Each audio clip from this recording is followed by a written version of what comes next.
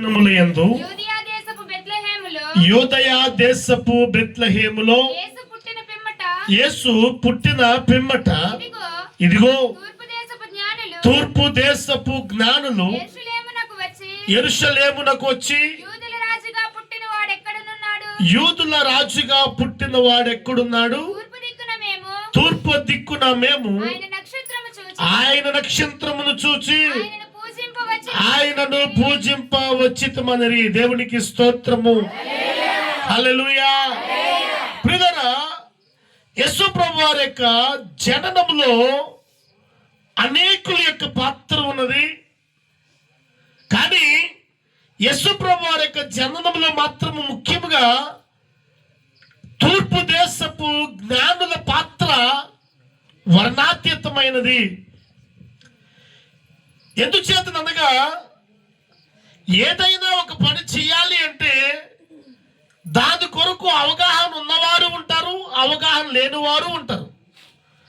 కానీ జ్ఞానులు అనబడినటువంటి వారికి ఆ దేశం మీద లేదా ప్రపంచం మీద వారికి సంపూర్ణమైనటువంటి అవగాహనతోనే వారు దేశాన్ని నడిపించడంలో ముఖ్య పాత్ర అనేది వారు పోషిస్తూ ఉంటారు. ఇటువంటి పరిస్థితులలో యేసు ప్రభువారి యొక్క బెత్లెహేములో ఆయన పుట్టినటువంటి ఆ యొక్క జననాన్ని తెలుసుకున్నటువంటి జ్ఞానులు యూదుల రాజు అయినటువంటి హేరోదు యొద్దకు వచ్చి, యూదుల రాజుగా పుట్టిన వాడు ఎక్కడా? ఆయనను మేము పూజింపవచ్చుతమని యేసు ప్రభువారిని గూర్చి వారు అడుగుతున్నారు. జ్ఞానులు యేసు ప్రభువారిని ఎందుకు పూజించాలి? వారు పూజించడానికి యేసు ప్రభువారిలో ఉన్నటువంటి అర్హత ఏమిటి అన్న విషయాన్ని మనం ధ్యానం చేసినప్పుడు ఆ యొక్క మత్తయి సువార్త 1వ అధ్యాయము 21వ మాటలో వచనములో చక్కని మాట రాయబడుతుంది. ఆమె యొక్క కుమారుని కని తన ప్రజలను వారి పాపముల నుండి ఆయనే పుట్టినటువంటి ఆ జన్మ కారకుడైనటువంటి ఆయనే రక్షించును గనుక ఆయనకు యేసు అని పేరు పెట్టుదు. దేవునికి స్తోత్రం. హల్లెలూయా. యేసు అన్నటువంటి మాటకి రక్షకుడు అని అర్థం. అందరూ చెప్పండి. రక్షకుడు, రక్షించేవాడు. ఈ లోకంలో రక్షించేవారు ఎంతమంది? రక్షించేవారు ఎంతమంది? భక్షించేవారు ఎంతమంది? ఒక తల్లి, ఒక తండ్రి నలుగురు సంతానాన్ని కలిగి ఉంటే నలుగురు సంతానం విషయంలో తల్లిదండ్రుల యొక్క సంతోషం కంటే తల్లిదండ్రుల యొక్క బాధ అధికంగా ఉంటుంది. కారణం ఏంటో తెలుసా? వారి నుండి వారు ఘనత వహించవలసినటువంటి తల్లిదండ్రులు అదే ఘనతకు విరోధముగా కుటుంబము వీధి పాలవుతున్నటువంటి సంఘటనలు అనేకమైనవి చూస్తాం.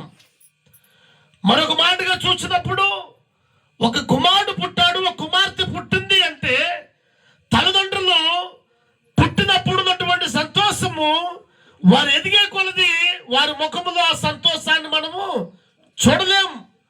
ఎందుకు చూడలేము అంటే వారు జీవించే జీవన శైలి, వారు నడిచే నడవడిక, వారి యొక్క ప్రవర్తన, వారి యొక్క మాట్లాడే తీరు, వారు నడిచే నడవడిక సమాజంలో ఏ సమయానికి తల్లిదండ్రులే రోడ్డు మీదకి రావాల్సి వస్తుందేమో అన్నటువంటి భయం. కానీ యేసుక్రీస్తు జననము, యేసుక్రీస్తు అలాంటి నీవు తల్లిగా తండ్రిగా నీవు అనుకున్నటువంటి కుమారుడు కాదైన ఆయన లోక రక్షకుడు. Happy Christmas, merry Christmas. లోకాన్ని రక్షించడానికి, లోకము యొక్క వారి పాపముల నుండి రక్షించడానికి కొరకు పుట్టినటువంటి ఏకైక మనుష్య కుమారుడు యేసుక్రీస్తు ప్రభువారు ఒక్కడే. దేవునికి స్తోత్రం. హల్లెలూయా. యేసుక్రీస్తు తప్ప ఈ లోకంలో రక్షించే నాథుడు, రక్షకుడు. రక్షకుడు అంటే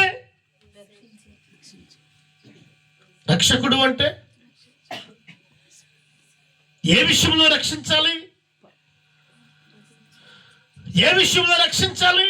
సర్వ మానవాళికి తెలుసు. ప్రతి మానవాళికి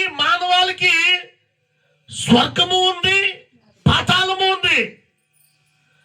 దాన్ని బైబిల్ భాషలో పరలోకము, నరకము, ఈ రెండింటిని తెలిసినటువంటి ప్రతి ఒక్కరికి కూడా స్వర్గానికి తీసుకువెళ్ళే మార్గము, నిత్య జీవానికి తీసుకెళ్లే మార్గము, లేదా పరలోకానికి తీసుకెళ్లే మార్గమును ఈ లోకములో స్థాపించటానికి కొరకే 2025 సంవత్సరాల క్రితము మనుష్య కుమారుడిగా యేసుక్రీస్తు జన్మించాడు.